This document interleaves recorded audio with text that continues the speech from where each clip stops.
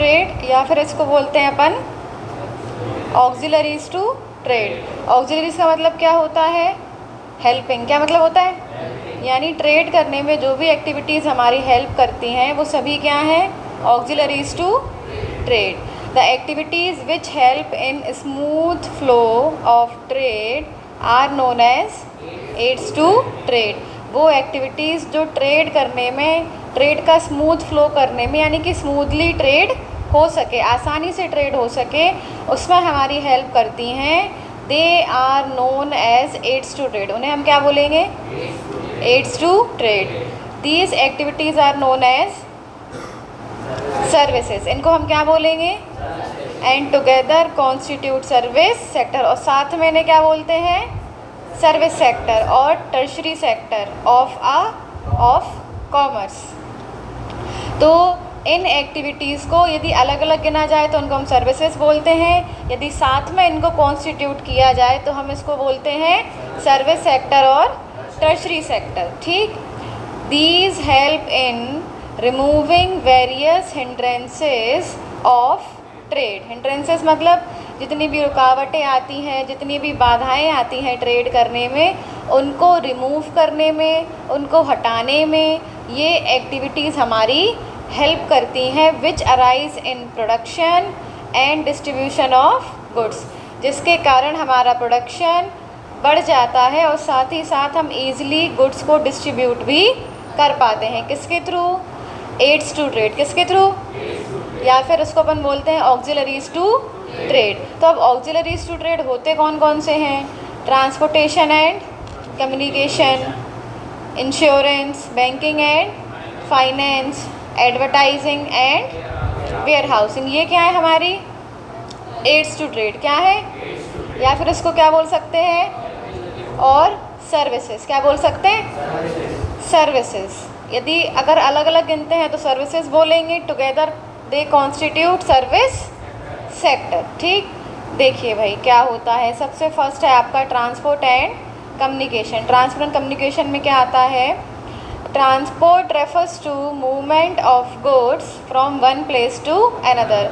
Transport के through हम आसानी से गुड्स को एक जगह से दूसरी जगह ट्रांसफ़र कर सकते हैं, एक जगह से दूसरी जगह मूव कर सकते हैं। किसके थ्रू? ट्रांसपोर्ट के थ्रू। किसके थ्रू? अगर ट्रांसपोर्ट नहीं होता तो क्या हम ईज़िली किसी भी गुड्स को एक जगह से दूसरी जगह पहुंचा पाते? नहीं पहुंचा पाते। किसके थ्रू पॉसिबल है? ट्रांसपोर्ट के through. There is a big place gap. क्या होता है? Big place gap between the place where the goods are produced and the place where they are consume.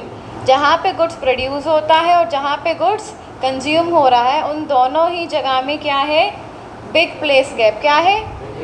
Place gap ज़्यादा है। तो उस प्लेस गैप को हम कैसे रिमूव कर सकते हैं? ट्रांसपोर्टेशन के थ्रू। कैसे रिमूव कर सकते हैं? अब सपोज दैट हमने क्या एग्जांपल लिया था? चाय का। चाय जो है वो कहाँ बनती है? असम में। ठीक। और उसका जो कंजम्पशन है वो कहाँ होता है? All India. कहाँ होता है? तो ऑल इंडिया में कंजम्पशन करने के लिए चाय को वहाँ पहुँचाना पड़ेगा। कैसे पहुँचाएंगे? ट्रांसपोर्ट के थ्रू। कैसे पहुँचाएंगे? ट्रांसपोर्ट के through. The obstacle of place is removed by transport. तो प्लेस की जो समस्या थी, प्लेस का जो ऑब्स्टिकल था कि भाई कैसे वहाँ पर भेजें, कैसे पहुँचाया जाए, वो कैसे रिमूव हो गई? ट्रांसपोर्ट के थ्रू। कैसे रिमूव हुई? ट्रांसपोर्ट के through. Transport is helpful in movement of goods, raw materials, resources and even the labour from one place to another place. तो ट्रांसपोर्ट जो है वो हमारी हेल्प करता है किसको मूव करने में? गुड्स को, रॉ मटेरियल्स को, रिसोर्सेज को, इवन जो लेबर है उसको भी हम ट्रांसपोर्ट के थ्रू एक जगह से दूसरी जगह भेज सकते हैं। आपने देखा होगा जो बड़ी बड़ी सिटीज़ होती हैं वहाँ पे लेबर नहीं मिलती, तो वो लोग क्या करते हैं? गांव से पकड़ के लेबर ले जाते हैं। देखा है? तो वो किसके थ्रू ले जा रहे हैं? ट्रांसपोर्ट के थ्रू। किसके थ्रू ले जा रहे हैं? ट्रांसपोर्ट के थ्रू। तो ट्रांसपोर्ट हमारी हेल्प करता है गुड्स को मूव करने में, एक जगह से दूसरी जगह भेजने में, रॉ मटेरियल्स को, रिसोर्सेज को, जितनी भी मशीन्स वगैरह हैं जो रिसोर्सेज हमारे काम में आने वाले हैं वो, इवन जो लेबर होती है उसको भी आप एक जगह से दूसरी जगह ईजिली भेज सकते हैं। क्लियर? कम्युनिकेशन किस में हेल्प करता है? Communication helps in exchange of information between producers, consumers and traders. जो प्रोड्यूसर्स होते हैं, कंज्यूमर्स होते हैं और जो ट्रेडर्स होते हैं वो आसानी से कम्युनिकेट कर सकें, अपनी बात दूसरे तक पहुंचा सकें। तो उसके लिए क्या चाहिए? कम्युनिकेशन। क्या चाहिए? कम्युनिकेशन एक ऐसा तरीका होता है जहाँ पे हम अपने आइडियाज़ को, अपने थॉट्स को, अपने व्यूज़ को किसी दूसरे को ट्रांसफ़र करते हैं। तो communication is the process of transferring one's thought, views, ideas ETC। तो ये कम्युनिकेशन जो है वो 2 वे प्रोसेस है। कैसा है? क्योंकि यहाँ पे एक सेंडर होता है और एक रिसीवर होता है। क्या होता है? एक सेंडर और एक रिसीवर। ये जो सर्विसेज है ना, ये आप बहुत डिटेल में पढ़ोगे। एक आपका चैप्टर है बिजनेस सर्विस करके, उसमें केवल सर्विसेज हैं, केवल उन्हीं के बारे में पढ़ेंगे। ठीक? तो कम्युनिकेशन हमारी हेल्प करता है इन्फॉर्मेशन को एक्सचेंज करने में। किसके बीच में? Producers, consumers and traders. वो आसानी से अपनी बात एक दूसरे से कह सकें, एक दूसरे को ट्रांसफ़र कर सकें। उसके लिए हम किसका यूज़ करते हैं? कम्युनिकेशन का। किसका यूज़ करते हैं? कम्युनिकेशन का। अब देखिए next, banking and finance. Banks and financial institutions provide credit, facility, loan ETC। जो बैंक्स होते हैं या फिर जो फाइनेंशियल इंस्टीट्यूशन जानते हो? फाइनेंशियल इंस्टीट्यूशन का मतलब तो जितने भी प्राइवेट बैंक्स होते हैं ना, जैसे तुम्हारा ICICI हो गया, HDFC हो गया, एक्सिस हो गया, और भी जो प्राइवेट ऑर्गेनाइजेशंस होती हैं जो फ़ंड प्रोवाइड करती हैं, वो सब किस में आ जाते हैं? Financial institution. और बैंक में क्या आते हैं? जितने भी कमर्शियल बैंक हैं वो सब किस में आएंगे? बैंक में, है ना। Punjab national bank, Punjab Sind bank, state bank of India, bank of India, bank of Baroda. Central bank तो अलग होती है। सेंट्रल बैंक नहीं, central bank is the apex bank, RBI, reserve bank of India.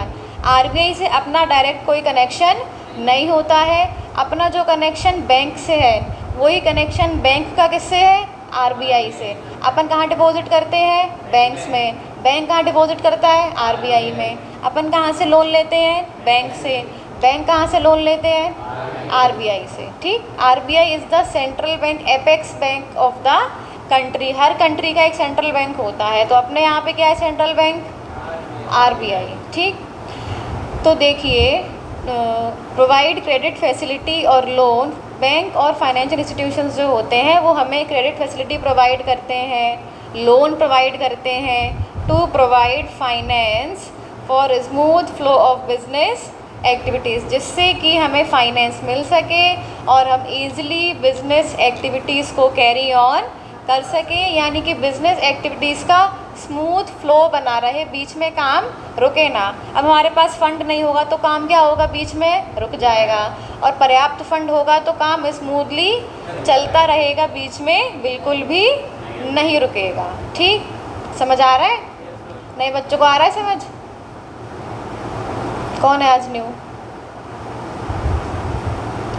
Along with the provision of funds के साथ में the commercial banks provide many other facilities. Commercial bank जो है वो काफ़ी अदर फैसिलिटीज़ भी प्रोवाइड करते हैं, such as collection and deposit of cheques, issue of bank draft ETC। अब देखिए, जो बैंक्स होते हैं वो हमारे बिहाफ पे फ़ंड तो वो देते ही हैं, हमारे बिहाफ पे कई सारी एक्टिविटीज़ हैं जो कि वो खुद परफॉर्म करते हैं, जैसे कि चेक्स को कलेक्ट करना, डिपॉजिट करना, बैंक ड्राफ्ट इशू करना। बैंक ड्राफ्ट जानते हो क्या? नहीं, वो तो लेटर ऑफ क्रेडिट होता है। बैंक ड्राफ्ट होता है चेक जैसा। जैसे आपने चेक जमा किया बैंक में, ठीक है, तो चेक हो सकता है बाउंस हो जाए, क्योंकि हो सकता है अकाउंट में पैसा ना हो। बट बैंक ड्राफ्ट जो है वो भी चेक जैसा होता है, पर वो बाउंस नहीं होता, बिकॉज उसमें पहले ही एडवांस ले लेते हैं। जैसे आपने किसी के नाम का बैंक ड्राफ्ट बनाया, आपने बोला कि हमने 2 लाख का बैंक ड्राफ्ट बनाना है हर्ष के नाम का, ठीक। तो बैंक वाले जो है वो आपसे एडवांस में ही पैसा ले लेंगे 2 लाख, तब आपको बैंक ड्राफ्ट बना के देंगे और हर्ष जाके वहाँ से पैसा कलेक्ट कर लेगा, ठीक। उसका जो चेक है वो बाउंस नहीं होगा, उसको बोलते हैं बैंक ड्राफ्ट, ठीक। तो ये सारी जो फैसिलिटीज़ होती हैं, चेक डिपॉजिट करना, कलेक्ट करना, बैंक ड्राफ्ट बनवाना, ये सारी एक्टिविटीज़ भी बैंक आपको प्रोवाइड करता है, ठीक। किसके साथ में? फ़ंड के साथ में। फ़ंड तो वो देता ही देता है, लोन भी देता है, क्रेडिट फैसिलिटी भी देता है, साथ ही साथ में जो अदर फैसिलिटीज़ होती हैं आपकी, चेक डिपॉजिट करना, कलेक्ट करना, बैंक ड्राफ्ट बनवाना, है ना, रेकरिंग डिपॉजिट करना, बहुत सारी फैसिलिटीज़ होती हैं बैंक के पास में। The bank also provide the facility of overdraft. Bank overdraft की भी फैसिलिटी प्रोवाइड करता है, कैश क्रेडिट की भी फैसिलिटी प्रोवाइड करता है, arrangement and payment in foreign currency in case of foreign trade. और जब आप फॉरेन ट्रेड कर रहे हैं तो फॉरेन करेंसी में भी पेमेंट करने के लिए अरेंजमेंट कौन करता है? बैंक, क्योंकि जो करेंसी एक्सचेंज होती है वो कहाँ से होती है? बैंक से। आरबीआई के अकॉर्डिंग जितने भी बैंक को अथॉरिटीज़ दी गई हैं वो सभी बैंक आसानी से आपकी करेंसी को चेंज कर सकते हैं, ठीक। तो ओवरड्राफ्ट क्या होता है? ओवरड्राफ्ट का मतलब होता है withdraw up to a certain limit. आपके बैंक में यदि पैसा नहीं है फिर भी आप बैंक से विड्रॉ कर सकते हैं एक सर्टेन लिमिट तक। यदि आपकी बैंक में अच्छी क्रेडिट है, अच्छा क्रेडिट स्कोर है, तो बैंक आपको क्या प्रोवाइड करता है? Overdraft facility. आपके डेली बहुत सारे ट्रांजैक्शंस होते हैं, लाखों के ट्रांजैक्शंस हो रहे हैं, तो बैंक क्या प्रोवाइड कर देता है? सपोज दैट हमारी जो ओवरड्राफ्ट लिमिट है वो 50,000 की है। कितनी है? यानी कि 50,000 आप बैंक से ओवर ड्रू कर सकते हो यदि आपकी बैंक में पैसा नहीं है तब भी। सपोज़ आज आपको 1 लाख का पेमेंट करना है। कितना करना है? 1 लाख का। और आपकी बैंक में है केवल 80,000। कितने हैं? तो क्या आप 1 लाख का पेमेंट कर पाओगे? यदि आपके पास ओवरड्राफ्ट फैसिलिटी है तो कर पाएंगे, क्योंकि हमारे पास 50,000 का क्या है? ओवरड्राफ्ट। तो इसमें से 20,000 कहाँ ऐड हो जाएंगे? 80,000 में, और हम 1 लाख का पेमेंट कर देंगे।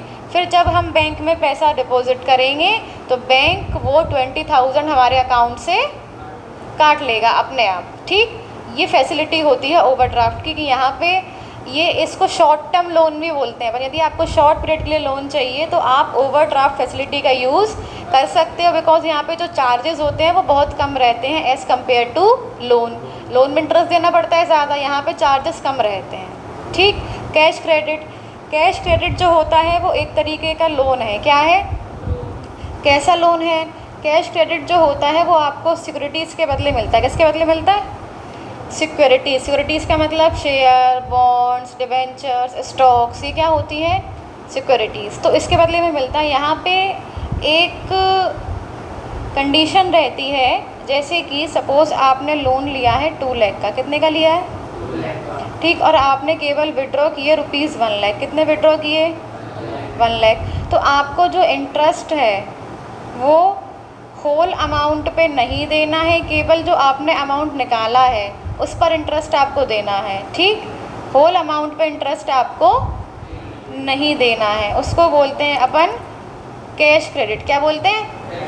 Cash credit. Cash credit facility ऐसी होती है, एक प्रकार का लोन होता है जहाँ पे आपको सिक्योरिटीज़ रखनी पड़ती है, सिक्योरिटीज़ के बदले में ये लोन मिलता है आपको, और साथ ही साथ में यहाँ पे आप जो अमाउंट विड्रॉ करते हो उतने ही अमाउंट पर आपका इंटरेस्ट चार्ज होगा, होल अमाउंट पे इंटरेस्ट चार्ज नहीं होगा। तो ये फैसिलिटी भी बैंक आपको प्रोवाइड करता है। साथ ही साथ में यदि आप फॉरेन ट्रेड करते हो, आपको फॉरेन करेंसी में पेमेंट करना है, तो उसका भी अरेंजमेंट कौन कराएगा? बैंक। लेटर ऑफ क्रेडिट भी कौन इशू करता है? बैंक। तो ये सारी फैसिलिटीज़ जो है वो बैंक हमको प्रोवाइड करता है। Is that clear? चलिए आगे देखते हैं। अब आ जाओ इंश्योरेंस पे। बिजनेस क्या है? Business is full of various types of risk. Business में बहुत प्रकार की रिस्क होती है। जब आप बिजनेस स्टार्ट करते हैं रिस्क साथ में स्टार्ट हो जाती है और अंत तक हमेशा बनी ही रहती है।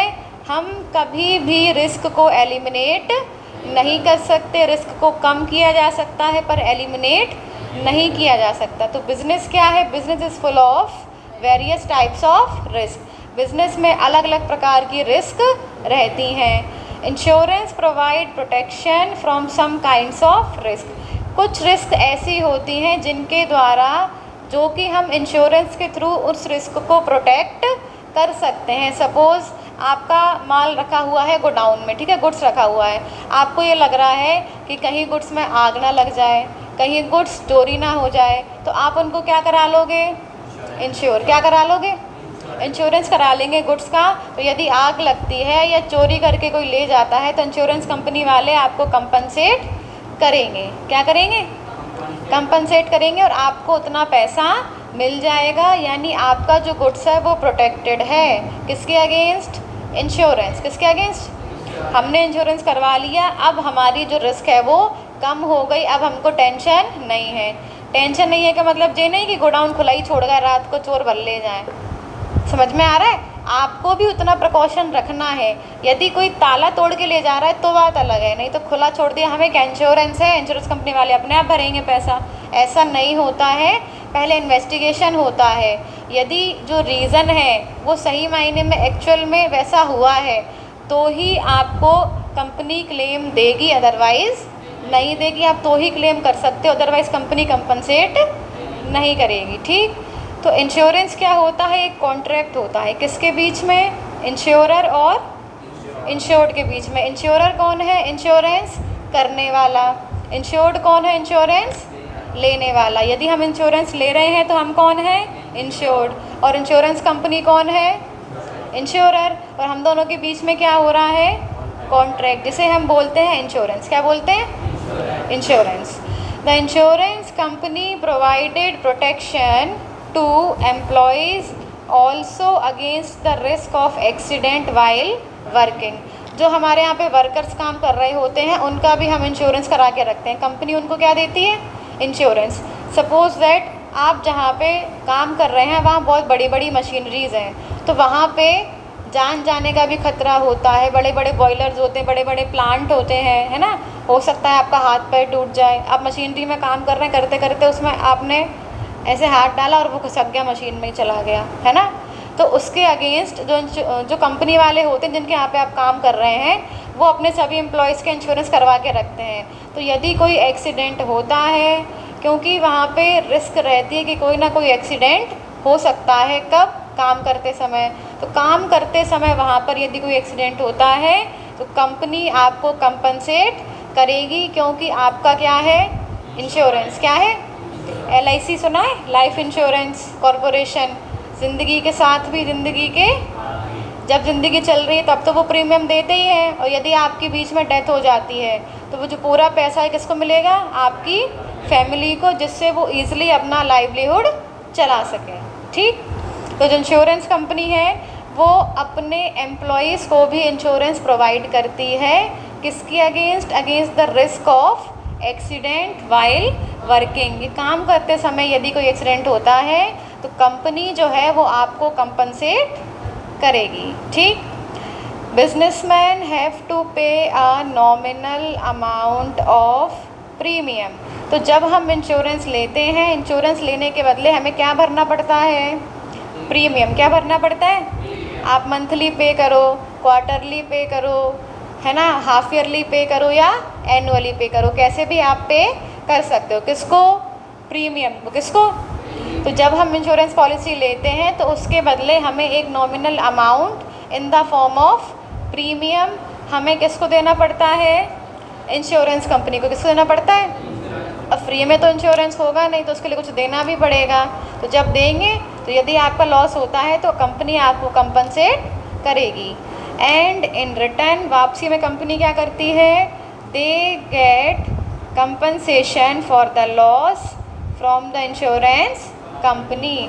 जो बिजनेसमैन होते हैं उनको एक नॉमिनल अमाउंट ऑफ प्रीमियम देना पड़ता है और बदले में उनको क्या मिलता है? कंपनसेशन। क्या मिल रहा है? किसके लिए? जो लॉस हुआ है उनका, वो कंपनसेट कौन करेगा? Insurance company. तो इंश्योरेंस क्या है? एक कॉन्ट्रैक्ट है किसके बीच में? Insurer and insured. किसके बीच में? इंश्योरर कौन है? इंश्योरेंस देने वाला। इंश्योर्ड कौन है? इंश्योरेंस लेने वाला। इंश्योरेंस कंपनी क्या प्रोवाइड करती है? प्रोटेक्शन। क्या प्रोवाइड करती है? प्रोटेक्शन प्रोवाइड करती है। यदि आपको कोई भी रिस्क होती है तो उस रिस्क के बदले में प्रोटेक्शन कौन प्रोवाइड करता है? Insurance company. और उसके बदले हमें क्या भरना पड़ता है? प्रीमियम भरेंगे। तो यदि हमारा लॉस होता है तो इंश्योरेंस कंपनी आपको कंपनसेट करेगी। क्लियर? आगे बढ़े। अब देखिए नेक्स्ट है वेयर हाउसिंग। वेयर हाउसिंग क्या है भाई? देखिए, usually there is a time gap between the production and consumption of goods. जब भी गुड्स का प्रोडक्शन होता है और कंजम्पशन होता है तो उनके बीच में एक टाइम गैप है। क्या है? सपोज दैट अभी गर्मियाँ चल रही हैं तो एसी की बहुत डिमांड है। तो क्या एसी सिर्फ गर्मियों में ही बनता है?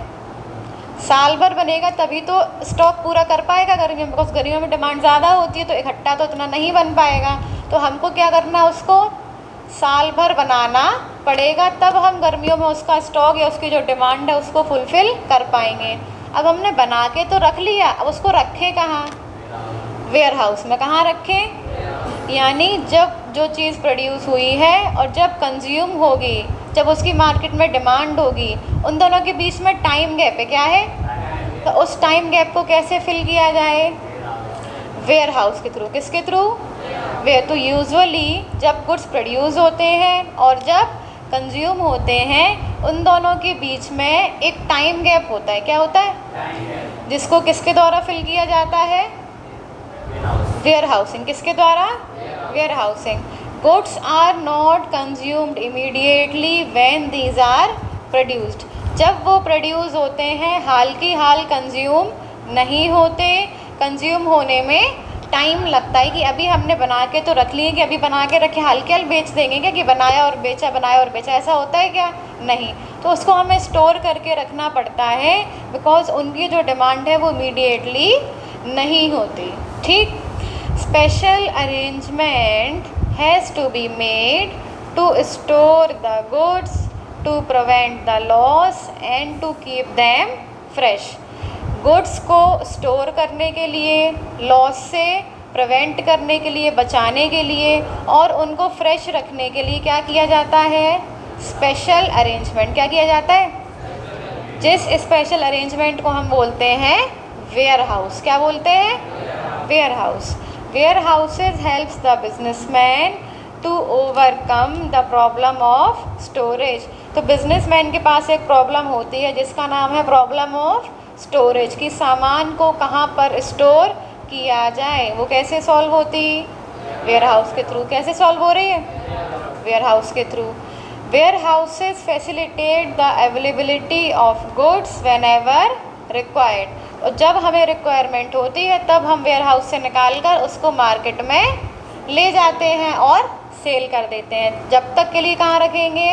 वेयर हाउस में। जब तक कि मार्केट में डिमांड नहीं हो रही, जब डिमांड होगी वेयर हाउस से निकल के मार्केट में आ जाएगा। ठीक। तो इसको बोलते हैं अपन वेयर हाउसिंग। क्या बोलते हैं? क्योंकि जब गुड्स प्रोड्यूस होता है और कंज्यूम होता है उसके बीच में क्या है?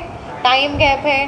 तो उस टाइम गैप में हम गुड्स को सुरक्षित कैसे रख पाएँ, उसके लिए एक स्पेशल अरेंजमेंट किया जाता है जिसको बोलते हैं अपन वेयर हाउस। क्या बोलते हैं? तो वेयर हाउस से बिजनेसमैन स्टोरेज की जो प्रॉब्लम है उससे ओवरकम कर सकता है। Warehouses facilitate the availability of goods whenever required. ठीक। अब देखिए एडवर्टाइजिंग। एडवर्टाइजिंग क्या होता है? It is not possible for the manufacturer और trader to contact each and every customer. हर कस्टमर को कांटेक्ट कर पाना ना ही मैन्युफैक्चरर के लिए पॉसिबल है और ना ही ट्रेडर के लिए पॉसिबल है। तो हम कैसे कांटेक्ट कर पाएँ, कैसे उन तक अपनी इन्फॉर्मेशन पहुंचाएं? एडवर्टाइजमेंट के थ्रू। किसके थ्रू? अब जैसे जुलाई में स्कूल ओपन्स होंगे, है ना, तो स्कूल वाले क्या चाहते हैं? एडमिशन। क्या चाहते हैं? तो क्या घर घर जाके वो एक एक बच्चे से कहेंगे कि हमारे स्कूल में आओ, हमारे स्कूल में आओ? वो क्या करेंगे, बड़े बड़े होर्डिंग्स लगाएंगे, है ना, पैम्पलेट बंटवा देंगे मार्केट में, न्यूज़ चैनल पे न्यूज़ चलवा देंगे, न्यूज़पेपर में दे देंगे। तो वो क्या कर रहे हैं, एडवर्टीज़मेंट क्या कर रहे हैं, जिससे कि उनके स्कूल को एडमिशन मिले, क्योंकि उनके लिए हर बच्चे तक पहुंच पाना पॉसिबल नहीं है, इसलिए वो क्या कर रहे हैं, एडवर्टीज़मेंट कर रहे हैं। क्या कर रहे हैं, advertising helps in overcoming this problem. तो इस प्रॉब्लम से हम किसके थ्रू ओवरकम कर सकते हैं, एडवर्टाइजिंग के थ्रू। किसके थ्रू, क्योंकि हर मैन्युफैक्चरर के लिए और हर ट्रेडर के लिए ये पॉसिबल नहीं होता है कि वो ईच एंड एवरी कस्टमर तक पहुंच सके। ठीक, तो ये तो प्रॉब्लम है, ये प्रॉब्लम कैसे सॉल्व होगी, एडवर्टाइजिंग के through. Advertisement spreads awareness among the consumers regarding new goods and there uses.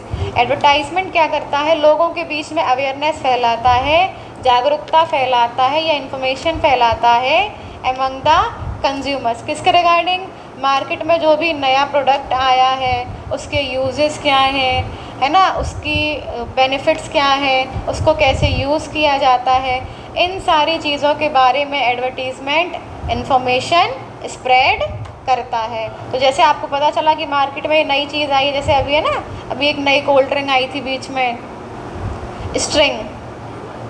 String है ना, रेड और ब्लू उसमें आती है स्ट्रिंग, येलो भी आती है, अच्छा मैं तो खैर दो ही देखी, तो येलो भी आती होगी। तो वो जब स्टार्टिंग में मार्केट में आई थी तो उसके बड़े बड़े होर्डिंग्स लगते थे, है ना, और टीवी पे भी ऐड आया उसका। तो हमको क्या पता चला कि मार्केट में नई कोल्ड ड्रिंक आई है, तो अपन क्या सोचते हैं कि जो नई चीज़ आई है उसको पहले ट्राई करें। जैसे कि अपने यहाँ पे कोई भी नया कैफ़े खुलता है, कोई भी नया रेस्टोरेंट खुलता है, तो आदमी वहीं पे पहुँच जाता है। क्यों, क्योंकि वो कुछ नया ट्राई करना चाहता है ना। तो ऐसे ही अपन नई चीज़ों को ट्राई कर सके, बट ट्राई कब कर पाएंगे, जब आपको उसके बारे में पता होगा। ट्राई करेंगे, अच्छा लगेगा तो आप बार बार उसको कंज्यूम करेंगे।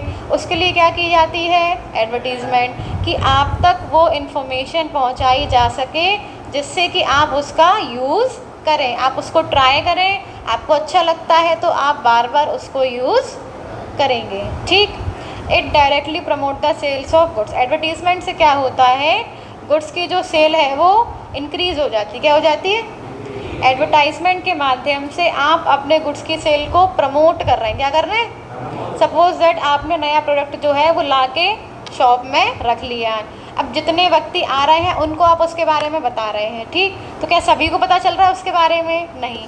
यदि आप एडवर्टीज़मेंट करेंगे तो सभी को पता चल जाएगा और आपकी जो सेल है वो इंक्रीज़ होगी, प्रमोट होगी। ठीक, तो ये एक तरीका होता है सेल्स प्रमोशन करने का। क्या करने का, सेल्स प्रमोशन के बहुत सारे टेक्निक्स होते हैं, जिनमें एक टेक्निक होती है advertising. It is a very good technique of sales promotion. Advertisement जो है वो एक बहुत ही अच्छी टेक्निक है, किसकी, सेल्स प्रमोशन की, and improves the knowledge of customers, जिसके द्वारा कस्टमर की नॉलेज को भी इम्प्रूव किया जाता है। कस्टमर को बताया जाता है कि ऐसे ऐसे ये नया प्रोडक्ट मार्केट में आया है। ठीक, through advertising the businessman can reach to a large number of potential customers. Advertisement के थ्रू जो बिजनेसमैन हैं वो large number of potential customers तक पहुंच सकता है, बिकॉज खुद जाना उसके लिए पॉसिबल नहीं है। तो वो कैसे पहुंच रहा है, इनडायरेक्टली। कैसे पहुंच रहा है, in the form of advertisement. किसके फॉर्म में, एडवर्टीजमेंट के फॉर्म में। ठीक, देखिए तो ये हो गया अपना एडवर्टाइजिंग। ठीक, तो ये आपकी सर्विसेज हो गई।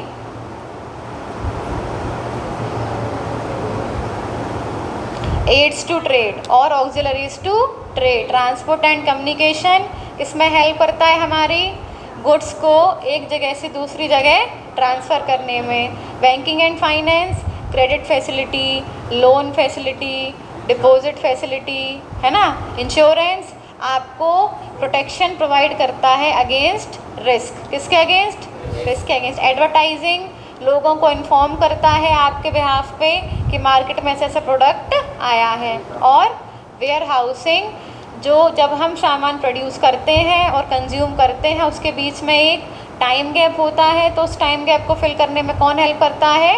Ware house. यानी स्टोरेज की जो समस्या है उसके लिए हम किसका यूज़ करते हैं? वेयर हाउस का। ठीक। Business risk refers to the probability of losses और इनएडुकेट प्रॉफिट्स। बिजनेस रिस्क क्या बताता है? प्रोबेबिलिटी। प्रोबेबिलिटी का मतलब संभावना। क्या मतलब? मैथ्स में पढ़े हो, प्रोबेबिलिटी होती है जैसे कॉइन उछालते हैं तो उसकी हेड्स आने की भी प्रोबेबिलिटी और टेल्स आने की भी प्रोबेबिलिटी है, दोनों की संभावना है। ठीक। तो बिजनेस रिस्क आपको क्या बताता है? संभावना। क्या बताता है? किसकी संभावना? लॉस होने की या फिर इनएडिक्वेट प्रॉफिट होने की, पर्याप्त मात्रा में प्रॉफिट ना होने की। क्यों? Due to uncertainties. किसके कारण? अनसर्टेनिटीज़ के कारण। और अनएक्सपेक्टेड इवेंट्स, जो हमने सोचा नहीं है वैसा कुछ हो जाए। अब हमने तो ये सोच के रखा नहीं कि भूकंप आने वाला है, भूकंप आ गया, शोरूम में बहुत सारी एलसीडीज टंगी है, ज़मीन पे आ गई, है ना। तो ये क्या है? रिस्क है। क्या है? इसके बारे में हमें पता ही नहीं था। विच आर बियॉन्ड कंट्रोल, जो कि हमारे कंट्रोल के बाहर है। क्या है? हमारे कंट्रोल के बाहर। अब कोविड आ गया, कोविड का हमें पता था कि कोविड आएगा? पहले से किसी को पता था? अनसर्टेन है। क्या है? अनएक्सपेक्टेड इवेंट है और उसके कारण बहुत सारे लोगों को लॉस झेलना पड़ा। यदि पहले से पता होता तो आप प्रिकॉशन लेके रखते, उसके लिए नहीं पता था तो बहुत उस अनएक्सपेक्टेड इवेंट की वजह से बहुत सारे लोगों को लॉस झेलना पड़ा। तो इन्हीं सारी चीज़ों के कारण क्या अराइज होती है? Business risk. क्या अराइज होती है? क्योंकि लॉस होने की भी संभावना है, पर्याप्त मात्रा में प्रॉफिट ना होने की भी संभावना है। किसके कारण? अनसर्टेनिटीज, अनिश्चितताओं कारण। किसके कारण? अनिश्चितताओं के कारण। अब सपोज गोडाउन है, उसमें हमने गेहूं के बोरे भर के रख दिए। ठीक।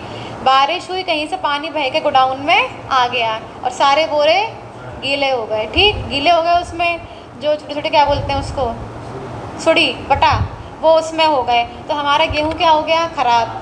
खराब इन द सेंस बिल्कुल ख़राब नहीं हुआ, पर कहीं ना कहीं हमें उसमें लॉस हुआ।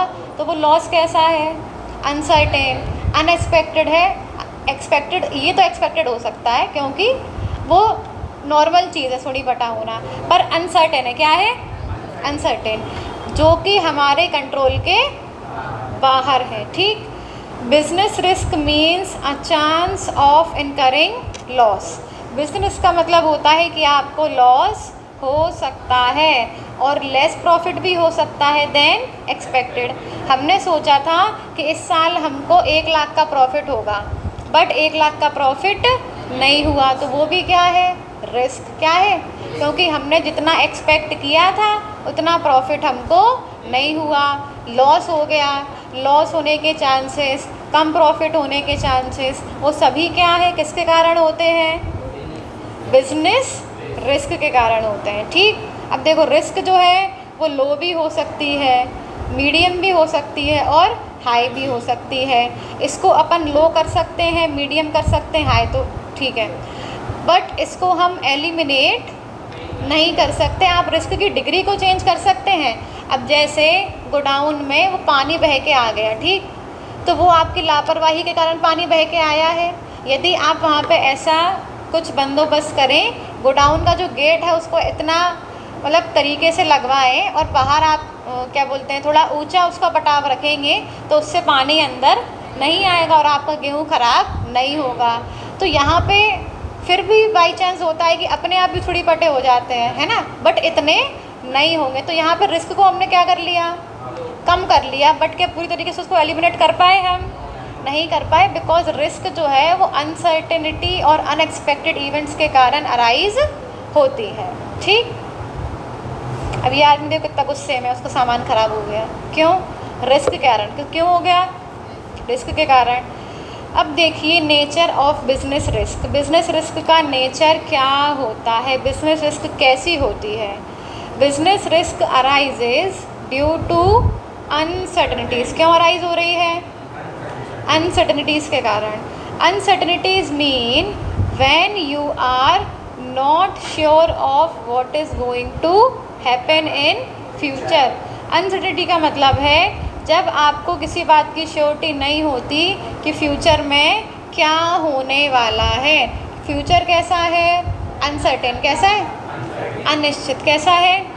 हो सकता है आप कपड़े बेचते हो, ठीक है, अब आपके पास में जो जीन्स है उसका जो फैशन है वो आउटडेटेड हो गया, अब मार्केट में नई जीन्स का फैशन आ गया, तो ये कैसा इवेंट है? अनसर्टेन। तो आपकी जो जीन्स थी वो नहीं बिक रही, आपको क्या हो गया उसके चक्कर में? लॉस। ये किसके कारण? रिस्क के कारण। किसके कारण? तो रिस्क कब अराइज होती है? अनसर्टेनिटीज़ के कारण। किसके कारण? जब आप श्योर नहीं होते कि फ्यूचर में क्या होने वाला है। Uncertainties lead to business risk. Uncertainty के कारण क्या होती है? बिजनेस रिस्क अराइज हो जाती है। Risk is essential part of business. Risk जो है वो बिजनेस का असेंशियल पार्ट होता है। बिना रिस्क के हम कोई भी बिजनेस कैरी ऑन नहीं कर सकते हैं। Without risk there can not be business. बिना रिस्क के कोई भी बिजनेस नहीं होता। It is an important feature of business. Risk क्या है बिजनेस का? Important feature. जहाँ पे बिजनेस होगा वहाँ पे क्या होगी? रिस्क। हमेशा बिजनेस की ऐसे मान लो बिल्कुल पक्की वाली दोस्त है, जहाँ बिजनेस जाएगा वहाँ पे रिस्क जाएगी। कहीं पे भी जाए बिजनेस, रिस्क उसके साथ में ही हमेशा रहेगी, वो कभी उसका साथ नहीं छोड़ने वाली है। ठीक, हम खुद से प्रिकॉशन लेके उसको थोड़ा कम ज़्यादा कर सकते हैं, पर वो रहेगी साथ में ही। ठीक, कोई सा भी बिजनेस हो, कोई सा भी। ठीक, no business can avoid risk. कोई भी बिजनेस रिस्क को अवॉइड नहीं कर सकता। Although degree of risk may vary. Risk की जो डिग्री है उसको हम चेंज कर सकते हैं। वेरी का मतलब होता है चेंज करना, या वेरी का मतलब होता है डिफरेंट डिफरेंट। जो उसकी डिग्री है वो अलग अलग होती है, कहीं पे ज़्यादा होती है, कहीं पे कम होती है, कहीं पे मीडियम होती है। आप उसको अवॉइड नहीं कर सकते। जो डिग्री ऑफ रिस्क है वो आप चेंज कर सकते हैं। इट में वेरी, उसको वो चेंजेबल है, बट रिस्क एलिमिनेट करना पॉसिबल नहीं है। ठीक, रिस्क कैन बी रिड्यूस्ड। आप रिस्क को कम तो कर सकते हैं बट एलिमिनेट नहीं कर सकते। कम कैसे कर सकते हैं? इंश्योरेंस करा लो, प्रिकॉशन ले लो, तो रिस्क क्या हो जाएगी? कम। पर क्या एलिमिनेट हो गई? नहीं, एलिमिनेट हम उसको नहीं कर सकते हैं। ठीक, degree of risk depend upon the nature and size of business. Risk की जो डिग्री है वो किस पे डिपेंड करती है? बिजनेस के नेचर पे और बिजनेस के साइज पे। बिजनेस का नेचर क्या है? नेचर का मतलब है किस प्रकार का बिजनेस है ना। अब जैसे आपका सोने चांदी का बिजनेस है तो उस बिजनेस में रिस्क कैसी होगी? ज़्यादा। आपका कपड़ों का बिजनेस हो तो रिस्क कम होगी। ठीक, आपका बिजनेस बहुत बड़ा है, बहुत बड़ा शोरूम है, आपका मॉल टाइप का बिजनेस है तो वहाँ पे रिस्क ज़्यादा होगी। आपकी छोटी सी जनरल स्टोर की दुकान है तो उसमें रिस्क कम होगी। तो रिस्क की डिग्री किस पर डिपेंड करती है? Nature and size of the business. The degree of risk depends upon the type of business. Risk की जो डिग्री है वो किस पर डिपेंड करती है? बिजनेस के टाइप पर। किस पर डिपेंड करती है? टाइप पर। A business operating a large scale, जो बिजनेस बड़े स्तर पे काम कर रहे हैं, लार्ज स्केल पे काम कर रहे हैं, बेयर्स मोर रिस्क, उनके रिस्क ज़्यादा होती है as compare to small scale business, जबकि स्मॉल स्केल बिजनेस की रिस्क कम होती है। तो जो रिस्क की डिग्री है it depends upon nature and size of business. बड़ा बिजनेस ज़्यादा रिस्क, छोटा बिजनेस कम रिस्क। छोटी रिस्क नहीं, कम risk. Profit is the reward for bearing the risk. और जब हम इतनी रिस्क बेयर कर रहे हैं, इतनी रिस्क झेल रहे हैं, किसके लिए झेल रहे हैं? क्या मिलने वाला है उससे? प्रॉफिट। यदि प्रॉफिट ना मिले तो क्या तुम रिस्क झेलोगे? बिल्कुल नहीं झेलेंगे। क्यों झेलें इतनी रिस्क बेमतलब में? क्या मिल रहा है उससे? प्रॉफिट। क्या मिल रहा है? Profit. Business earn profit because they are bearing risk. Business क्या अर्न करते हैं? प्रॉफिट, क्योंकि हम क्या बेयर कर रहे हैं? रिस्क। अब जब इतनी रिस्क झेल रहे हैं तो बदले में कुछ तो मिलेगा ही भाई। क्या मिलेगा बदले में? प्रॉफिट मिलेगा। जितनी ज़्यादा रिस्क झेलोगे उतना, शेयर मार्केट सुना है? शेयर मार्केट, जितना ज़्यादा खेलोगे, जितनी ज़्यादा रिस्क आपने, जितना ज़्यादा पैसा लगाया, डिविडेंड उतना ज़्यादा, यानी प्रॉफिट उतना ज़्यादा। कम पैसा लगाओगे प्रॉफिट कम, लगाने मत लगना, निकम मैम ने बोला था पैसे लगाने की, ठीक, क्योंकि उसमें रिस्क होता है। पहले आपको उसकी डिटेल्ड स्टडी करनी पड़ती है, एनालाइज करना पड़ता है, कौन से शेयर्स कैसे हैं, क्या हैं, कब शेयर्स इंक्रीज़ हो रहा है, कब डिक्रीज़ हो रहा है, तब उसमें पैसा इन्वेस्ट करते हैं। ऐसे नहीं मुँह उठा के इन्वेस्ट कर दिया, डूब जाएगा पैसा। Larger the risk, mutual funds में आप इन्वेस्ट कर सकते हो, वो थोड़ा सेफ होते हैं और बाकी उस चीज़ों से। Larger the risk more is the profit and vice versa, risk जितनी ज़्यादा होगी प्रॉफिट उतना ज़्यादा होगा। वाइस वर्सा का मतलब है यदि रिस्क कम होगी तो प्रॉफिट भी कम होगा। वाइस वर्सा समझते हो, ऐसा होगा तो ऐसा होगा और वैसा होगा तो वैसा होगा। रिस्क यदि ज़्यादा होगी तो प्रॉफिट भी ज़्यादा होगा, रिस्क अगर कम होगी तो प्रॉफिट भी कम होगा।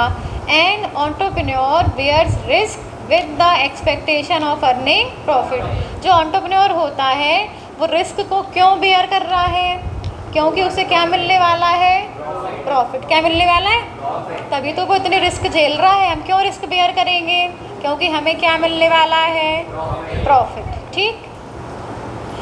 अब ये हो गया आपका nature of business risk. Business risk क्या है, बिजनेस का एक पार्ट है, इसको आप बिजनेस से अलग नहीं कर सकते। किसके कारण होता है, अनफोर्सिन इवेंट्स, ऐसे इवेंट्स जो हमने कभी देखे ही नहीं है, जिनको हमने एक्सपेक्ट किया ही नहीं है। बिजनेस के साइज़ पे डिपेंड करती है, बड़ा बिजनेस ज़्यादा रिस्क, छोटा बिजनेस कम risk. Competition in the market, market में यदि कंपटीशन हो जाता है तब भी क्या राइज होती है, बिजनेस रिस्क, और रिस्क क्या लेकर आती है, प्रॉफिट, ठीक।